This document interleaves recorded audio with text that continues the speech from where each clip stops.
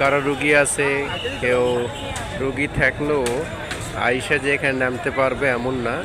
যার শুধু অ্যাম্বুলেন্সেরই অগ্রাধিকার, শুধু অ্যাম্বুলেন্সই সুন্দরভাবে ঢুকতে পারবে, সুন্দরভাবে বের হইতে পারবে, এই রাস্তা করে রাখতেছে।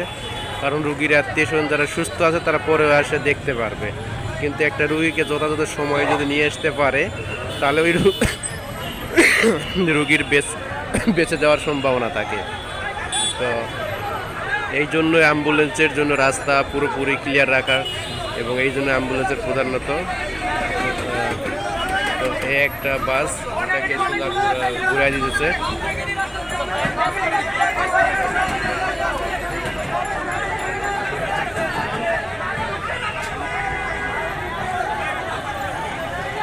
এই যে রুগীর হয়তো আত্মীয় স্বজন এরকম, ওই যে আরো অ্যাম্বুলেন্স আসতেছে। আমি শেখ হাসিনা বার্ন ইউনিটের সামনে, এই যে শেখ হাসিনা বার্ন ইউনিট, ঠিক আছে। শেখ হাসিনা চলে গেছে, তারপরে শেখ হাসিনার নাম নিতেছে সবাই, এমন কাজ করে গেছে শেখ হাসিনা বার্ন ইউনিট। তো এই বার্ন ইউনিট করার জন্য বাংলাদেশ যেটুকু অবশ্যই চিকিৎসা হচ্ছে, কেমন চিকিৎসা সেটা জানি না তো, কিন্তু তারপরও বার্ন ইউনিটে থেকে অনেক রুগীর খবর আসতেছে, 75% পুড়ে গেছে এমনও খবর আছে।